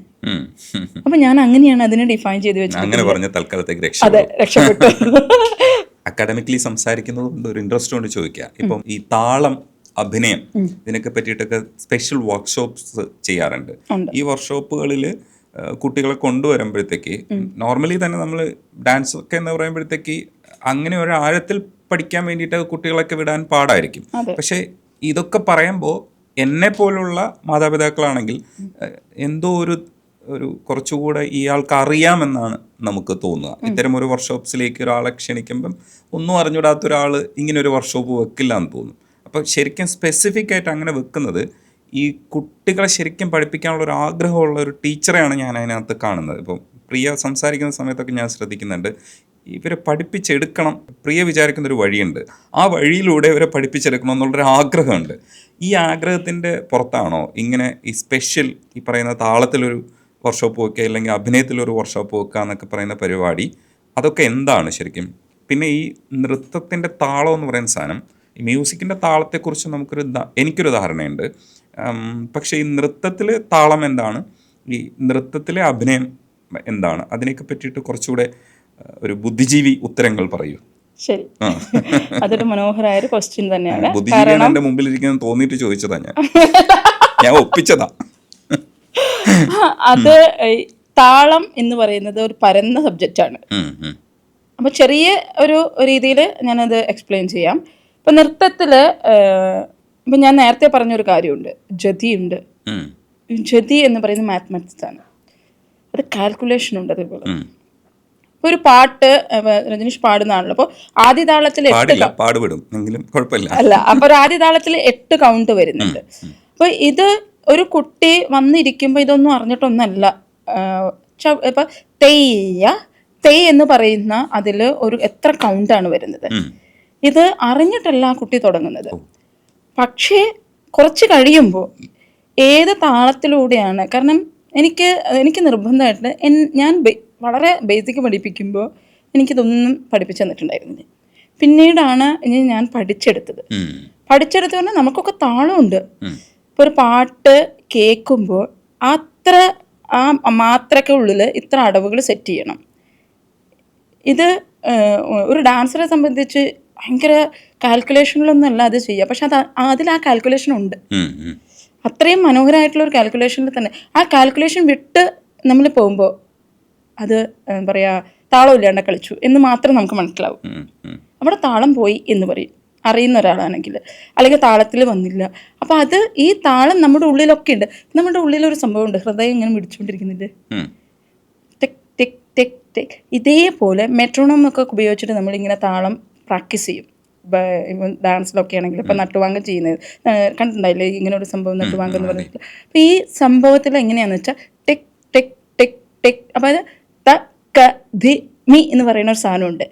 ഈ കൗണ്ടിൻ്റെ ഉള്ളിൽ ഇത്ര കൗണ്ട് ഉണ്ട്. അതായത് ത ക ധി മി. ഇപ്പോൾ ത, അപ്പോൾ ഒരു എക്സാമ്പിൾ പറയുമ്പോൾ ത ക ധി മി ത ക ജ നു ത ക ധി മി ത ക ജ നു ത ക ധി മി ത ക ജ നു തക്ക ധിമ്മി തക്ക ജന്നു തക്ക ധിമ്മി തക്ക ജന്നു തക്ക ധിമ്മി തക്ക ജന്നു തക്ക ധിമ്മി തക്ക ജന്നു തക്ക ധിമ്മി തക്ക ജൊന്നു തക്ക ധിമ്മി തക്ക ജൊന്നു തക്ക ധിമ്മി തക്ക ജൊന്നു തക്ക ധിമ്മി തക്ക ജൊന്നു തക്ക ധിമ്മി തക്ക ജൊന്നു തക്ക ധിമ്മി തക്ക ജൊന്നു തക്ക ധിമ്മി തക്ക ജൊന്നു തക്ക ധിമ്മി തക്ക ജൊ തക്ക ധിമ്മി തക്ക ജൊന്നു തക്ക ധിമ്മി തക്ക ജൊന്നു തക്ക ധിമ്മി തക്ക ജൊന്നു തക്ക ധിമ്മി തക്ക ജൊന്നു മി തക്ക ജൊന്നു തക്ക ധിമ്മി തക്ക ജൊന്നു തക്ക ധിമ്മി തക്ക ജൊന്നു തക്ക ധിമ്മി തക്ക ജൊന്നു തക്ക ധിമ്മി തക്ക ജൊന്നു തക്ക ധിമ്മി തക്ക ജൊന്നു തക്ക ധിമ്മി തക്ക ജൊന്നു തക്ക ധിമ്മി തക്ക ജൊന്നു തക്ക ധിമ്മി തക്ക ജൊന്നു തക്ക ധിമ്മി തക്ക ജൊന്നു തക്ക ധിമ്മി തക്ക ജൊന്നു തക്ക ധിമ്മി തക്ക ജൊന്നു. ഇങ്ങനെ താഴോട്ടേക്കും വരുന്നുണ്ട്. ഇപ്പൊ ഞാനിത് ഇടയ്ക്ക് നിർത്തിയതാണ്. അപ്പൊ ഇത്രയും ഒരു കൗണ്ടിന്റെ ഉള്ളിലാണ് ഈ സംഭവങ്ങൾ നിൽക്കുന്നത്. ഇത് കുട്ടികൾ കറക്റ്റായിട്ട് വൃത്തിയായിട്ട് പഠിക്കുമ്പോൾ ചെയ്യുന്ന പെർഫോമൻസും ഇത് പഠിക്കാതെ ചെയ്യുന്ന പെർഫോമൻസും രണ്ട് തന്നെ. അപ്പോൾ നമുക്ക് ഈ ഭരതനാട്യം അല്ലെങ്കിൽ ഏത് താളത്തിലും താളം, അഭിനയം, അത് നൃത്യം, നാട്യം, ഇത് 5 വളരെ പ്രധാനപ്പെട്ട കാര്യങ്ങളാണ്. ഈ താളം നമുക്ക് ഹൃദയമിടിപ്പ് പോലെയാണ്. അഭിനയം എന്ന് പറയുന്നത് അതിൻ്റെ ആത്മാവാണ്. നൃത്തത്തിൻ്റെ ചലനം എന്ന് പറയുന്നത് അതിൻ്റെ ബോഡി ലാംഗ്വേജ് ആണ്. അപ്പോൾ ഇതെല്ലാം ചേർന്നാലല്ലേ ഒരു പരിപൂർണമായ നൃത്തം നമുക്ക് രംഗത്ത് അവതരിപ്പിക്കാൻ പറ്റുള്ളൂ. ഇത് അറിഞ്ഞു ചെയ്യുന്നതും അറിയാതെ ചെയ്യുന്നതിൻ്റെയും വ്യത്യാസം ഏത് കാര്യത്തിലും അങ്ങനെയല്ലേ. അറിയുമ്പോൾ ആസ്വാദനം കൂടും. അതെ, അറിയുന്നു, ആസ്വാദനത്തിന്റെ ലെവൽ കൂടും, ചെയ്യുന്ന ആളുകൾക്കും കോൺഫിഡൻസ് കൂടും. ഇപ്പൊ പെർഫോം ചെയ്യുമ്പോൾ ഞാൻ ആ 2 സിറ്റുവേഷനിലും കൂടെ പോയ ആളാണ്. കാരണം താളം അല്ല ഞങ്ങളെ പഠിപ്പിച്ചിട്ടുള്ളത്. ഒരു പാട്ടിന്റെ കൂടെ ഞാൻ നേരെ, അതായത് സിസ്റ്റമാറ്റിക് ആയിട്ട്, ഞാൻ ബി ഫ്രാങ്ക്, ഞാൻ സിസ്റ്റമാറ്റിക് ആയിട്ടല്ലായിരുന്നു നൃത്തം പഠിച്ചിരുന്നത് ആദ്യം. കാരണം എന്നെ കോമ്പറ്റീഷന് പഠിപ്പിക്കാൻ വേണ്ടി വർണ്ണം പഠിപ്പിച്ചു, നേരെ വർണ്ണം പഠിപ്പിച്ചു കലാതിലകമായ ആളാണ്. അപ്പോൾ കലാതിലകത്തിൻ്റെ വ്യാപ്തി ആ ഒരു എന്ന് വെച്ചാൽ അങ്ങനെ അറിഞ്ഞിട്ടല്ല, അതെൻ്റെ ബോഡിയിലൊരു എവിടെയോ ആ ഒരു നൃത്തം ഉള്ളത് കൊണ്ട് അതെന്നെ പഠിപ്പിച്ചു. ഞാൻ പ്രൈസ് മേടിച്ചു. പിന്നീടുള്ള യാത്രയിലാണ് ഇങ്ങനെയൊക്കെയുള്ള ആസ്പെക്ട്സ് നൃത്തത്തിലുണ്ട്. അപ്പോൾ എൻ്റെ അടുത്ത് വരുന്ന കുട്ടി ഇതുപോലെ അറിയാതെ പഠിക്കരുത്, അറിഞ്ഞ് തന്നെ പഠിക്കണം. അറിഞ്ഞ് അവർ പഠിക്കട്ടെ. അവർ നാളെ ഒരു ഡാൻസർ ആവണമെന്നോ ഡാൻസ് പ്രൊഫഷൻ ആവണം ഒന്നും അങ്ങനെയൊന്നും ഞാൻ പറയുന്നില്ല. പക്ഷേ നാളെ എവിടെയെങ്കിലും ഒന്ന് പോയിരിക്കുമ്പോൾ അവർക്കൊന്ന് താളം പിടിച്ചുകൊണ്ട് ആ നൃത്തത്തെ ആസ്വദിക്കാനും ഇതിങ്ങനെയാണ് ഇതിങ്ങനെയല്ല എന്ന് പറയാൻ ഞാൻ ഒരു ടീച്ചർ എന്ന നിലയ്ക്ക് അവർക്ക് നിമിത്തമാവുകയാണെങ്കിൽ അതിലും വലിയൊരു സന്തോഷം ഉണ്ടാവില്ല. കാരണം എൻ്റെ അടുത്തുനിന്ന് പോകുന്ന ഓരോ കുട്ടിക്കും അതിൻ്റെ ബേസ് അഭിനയത്തിൻ്റെതായാലും താളത്തിൻ്റെതായാലും നൃത്തത്തിൻ്റെതായാലും പെർഫെക്റ്റ് ആയിട്ട് കൊടുക്കണമെന്ന് ഇത്തിരി ഷാഠ്യം കൂടുതലാണ്. ഈ ഒരു അധ്യാപിക മുമ്പിൽ കിട്ടിയ സ്ഥിതിക്ക് ചില കാര്യങ്ങൾ നാട്ടുകാരിയൊക്കെ ചോദിക്കാതിരിക്കുമ്പോൾ മോശമല്ലേ എന്ന് വിചാരിച്ച് ചോദിക്കുക. ശരിക്കും ഈ മോഹിനിയാട്ടം, നമ്മൾ ഈ മോഹിനി രൂപമാറുന്ന വിഷ്ണു ഈ മറ്റേ അമൃത അവർക്ക് കൊടുക്കാതിരിക്കാൻ വേണ്ടിയിട്ടുള്ളൊരു പരിപാടിയുടെ ഭാഗമായിട്ടാണല്ലോ വേഷം കെട്ടിയിട്ട് ആടുന്നത്.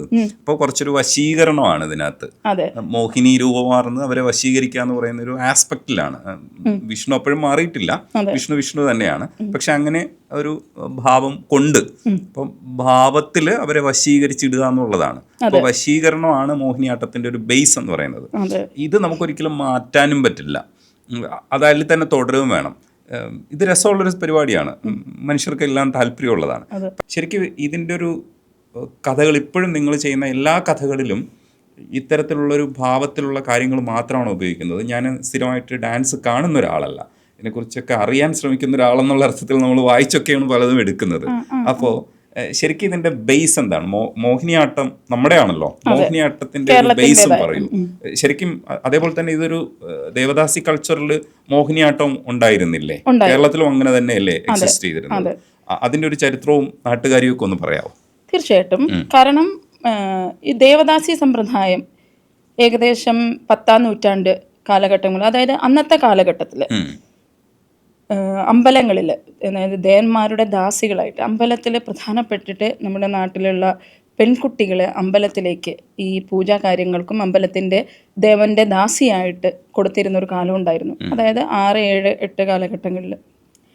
അപ്പോൾ അവർക്ക് എങ്ങനെയാണെന്ന് വെച്ചിട്ടുണ്ടെങ്കിൽ എല്ലാ കാര്യങ്ങളും അമ്പലം അല്ലെങ്കിൽ ആ രാജാക്കന്മാരായിരുന്നു ചെയ്തു കൊടുത്തിരുന്നത്. ഇങ്ങനെ ദേവന്മാർക്ക് വേണ്ട പൂജ ചെയ്യുന്നതും അവിടെ ദേവന്മാർക്ക് നൃത്തം ചെയ്യും. ഇന്നൊക്കെ അമ്പലത്തിലൊക്കെ ചെയ്യുന്നത് പോലെ ഇന്നിപ്പോൾ അതില്ല, പക്ഷെ ഇന്നൊക്കെ ഓരോ സമയത്ത് പൂജ ചെയ്യുന്നില്ലേ, അതേപോലെ ഇവരുടെ ഒരു നൃത്ത പരിപാടി അല്ലെങ്കിൽ ദേവന് വേണ്ടിയിട്ട് ഇവർ ചെയ്യുന്ന ഒരു കാലം ഉണ്ടായിരുന്നു.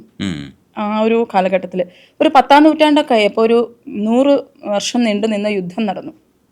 അപ്പോൾ ഈ യുദ്ധത്തിൽ ഈ ദേവദാസികൾക്ക് അധപതനം സംഭവിച്ചു. ദേവദാസികൾ ശരിക്കും വല്ലാത്തൊരു സിറ്റുവേഷൻ. കാരണം അത്രയും ഉയർന്നു നിൽക്കുന്ന ദേവദാസികൾക്ക് പിന്നെ ഈ രാജാക്കന്മാരില്ലാണ്ടായി. രാജാക്കന്മാരുടെ അവസ്ഥ എങ്ങനെയായപ്പോൾ അവർക്കൊന്നും ഒരു വരുമാനത്തിനൊന്നും വഴിയില്ലാണ്ടായിരുന്നു. അവൾ വളരെ ഉന്നതിയിലിരുന്ന അവസ്ഥയാണ്. നേരെ തിരിച്ച് ഈ യുദ്ധം കഴിഞ്ഞതോട് കൂടിയിട്ട് 11ാം നൂറ്റാണ്ട് 12ാം നൂറ്റാണ്ടൊക്കെ ആയപ്പോഴേക്കും ഈ ബ്രാഹ്മണർ ഈ ദേവദാസികൾ പല രീതിയിലും മിസ്യൂസ് ചെയ്യാൻ തുടങ്ങി. അപ്പോൾ അവിടെ നിന്ന് മിസ്യൂസ് ചെയ്ത് കഴിഞ്ഞു വന്നപ്പോൾ ദേവദാസികൾക്ക് തോന്നി, അന്ന് ഇവർക്ക് തോന്നി, എന്തിനാ ഞങ്ങൾ, കാരണം ഈ പണം ഇവരാണ് യൂസ് ചെയ്യുന്നത്, പിന്നെ ഇവർ തന്നെ അങ്ങ് അതിലേക്ക് ഇറങ്ങി തിരിക്കുകയാണ്. അതാണ് ഉണ്ടായത്. അപ്പൊ അതിലേക്ക് ഇറങ്ങി തിരിച്ച് പിന്നീട് അവരുടെ വരുമാന മാർഗമായിട്ടുള്ള ഈ ഇതുപോലെയുള്ള നൃത്തങ്ങള് സഭകളിലേക്ക് ഇറങ്ങിച്ചെല്ലുക, അല്ലെങ്കിൽ അതൊരു വല്ലാത്ത ഒരു മാന്യമല്ലാത്ത അവസ്ഥയിലേക്ക് ആ ഒരു നൃത്തം കാണപ്പെട്ടു.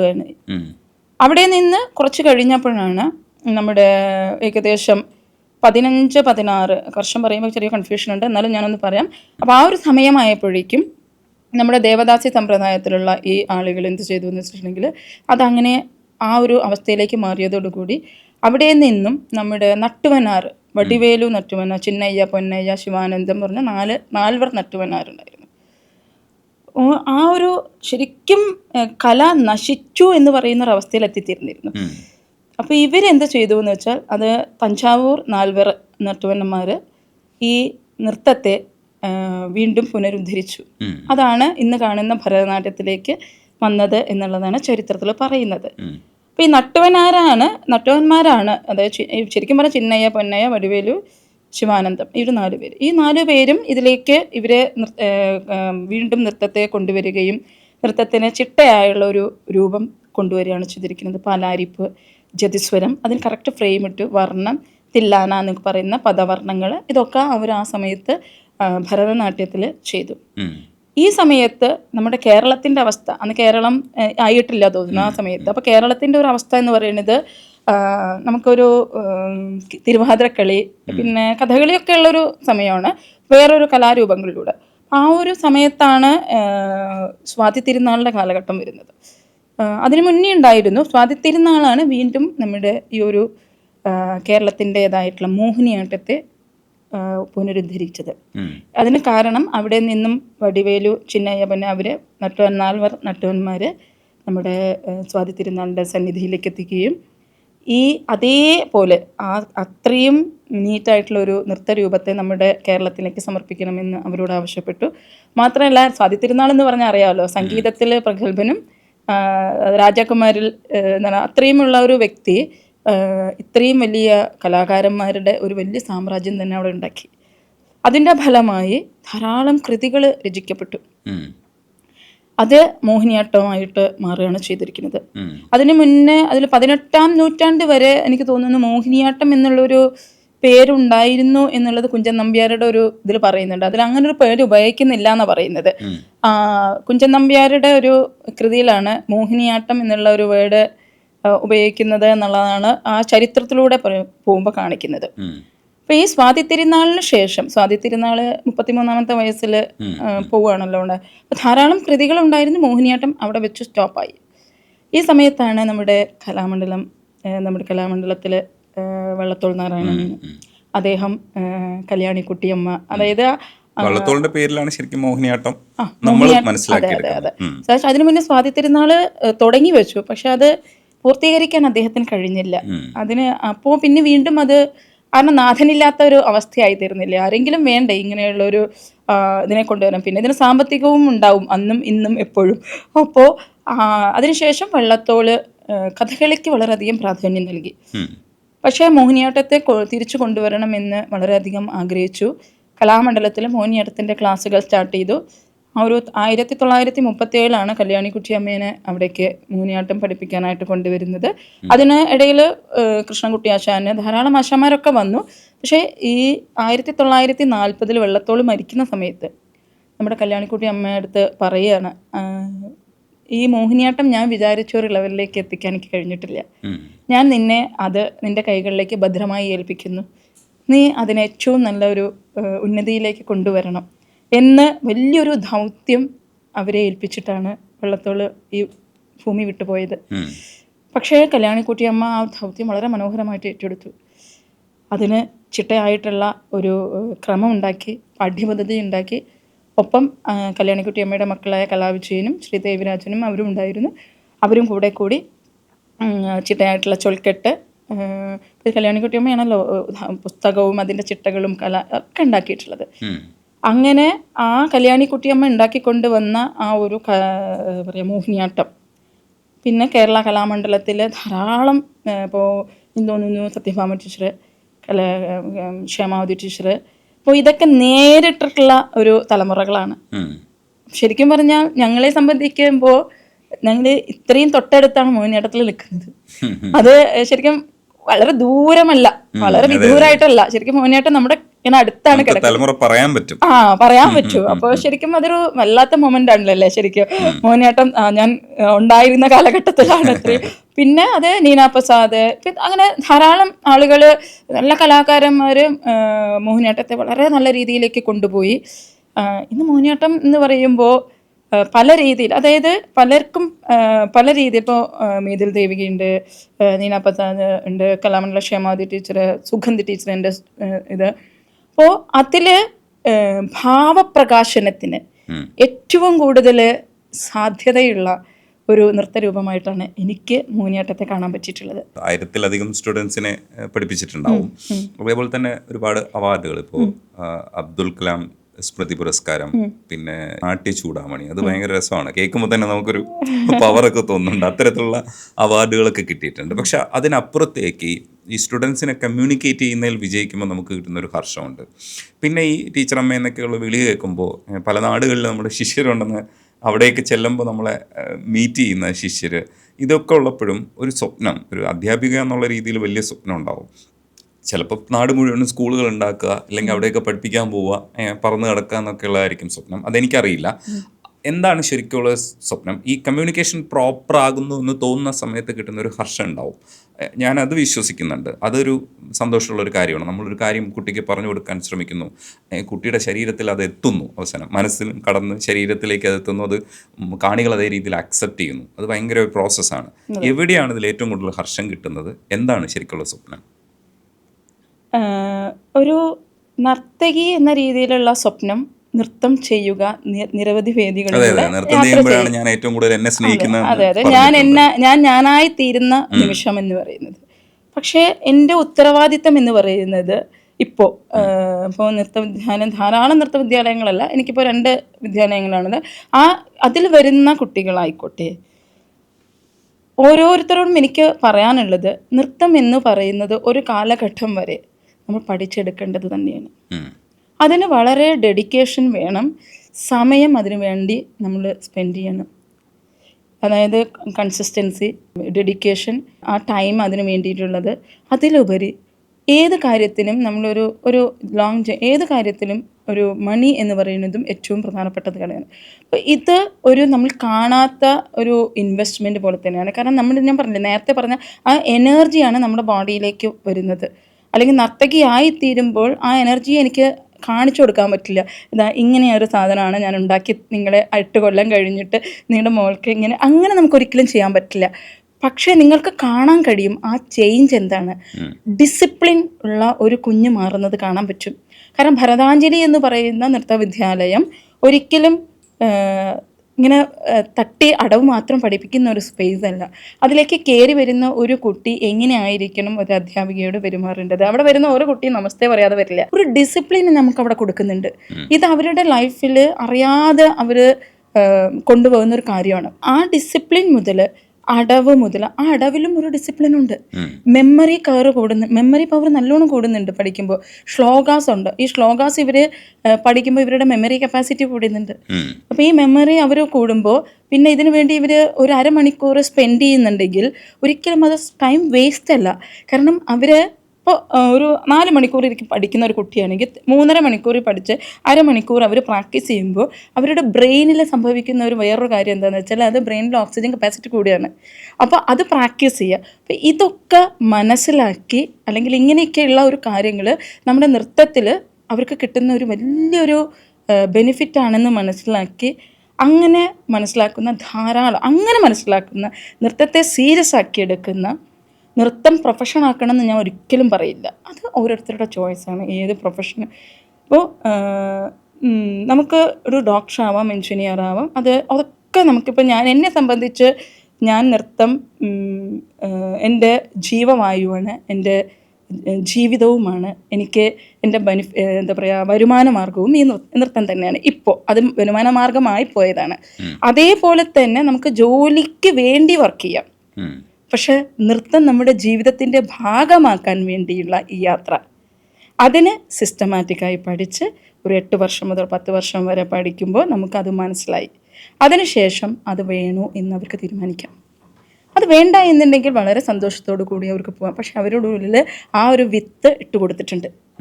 ആ വിത്ത് എവിടെ ചെന്ന് കഴിഞ്ഞാലും അവർക്ക് അത് വളർന്ന് ഒരു വലിയ മരമായിട്ട് വരുന്നത് പോലെ ആക്കി വെച്ച് കൊടുത്തു കഴിഞ്ഞാൽ, കാരണം ഒരു വിത്തിട്ട് കഴിഞ്ഞാൽ പെട്ടെന്ന് ഒരു ദിവസം നോക്കുമ്പോൾ എന്തായാലും മരമാവില്ല, അത് മാങ്ങയാവില്ല, അല്ലെങ്കിൽ അതായില്ല.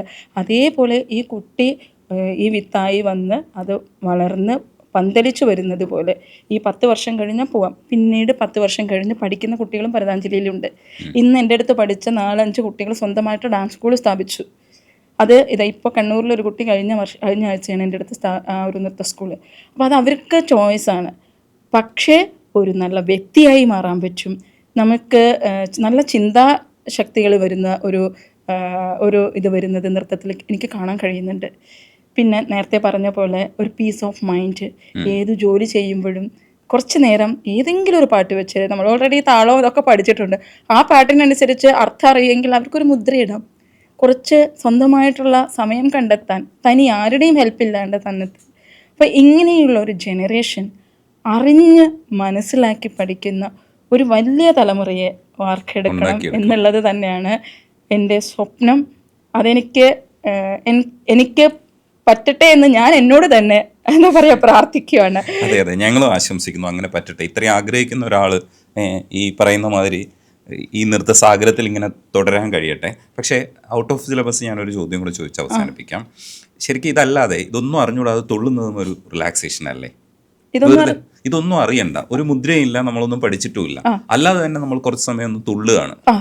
പിന്നെ അതും ഒരു സുഖമല്ലേ? പിന്നെ അത് ഭയങ്കര കാരണം ബോഡി മൂവ്മെന്റ് എന്ന് പറയുമ്പോൾ വെറുതെ നമുക്കൊന്നും ചാടി നോക്കൂപ്പോ വെറുതെ. അതെ, അപ്പൊ ഒന്ന് നോക്കി നോക്കോ. ഇത്രയും നേരം നമ്മളിങ്ങനെ ഇരിക്കുമല്ലേ, ഇരിക്കുമ്പോൾ ഉണ്ടാവുന്ന സയന്റിഫിക് ഒന്നും വേണ്ട, നമുക്ക് എന്തൊരു സന്തോഷമായിരിക്കും.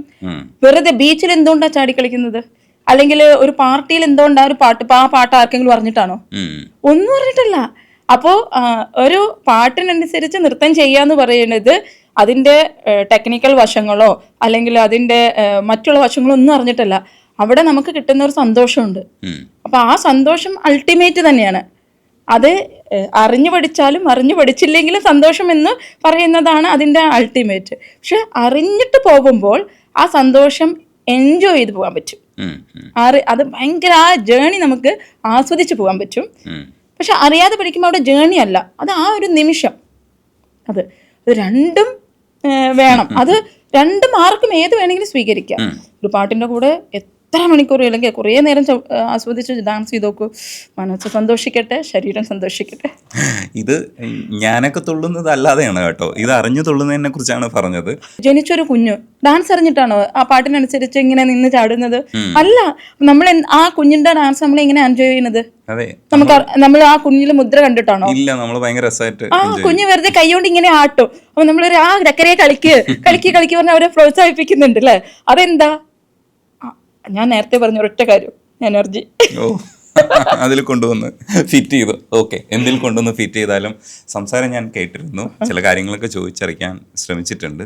ചില കാര്യങ്ങളൊക്കെ എവിടെയൊക്കെയോ നിന്ന് പോയെന്ന് എനിക്കറിയില്ല. അത് കുറച്ചുകൂടെ കഴിയുമ്പോൾ റീഡ് ചെയ്യുമ്പോഴാണ് അത് ചോദിച്ചിട്ടില്ലല്ലോ എന്നൊക്കെ മനസ്സിലാക്കുന്നത്.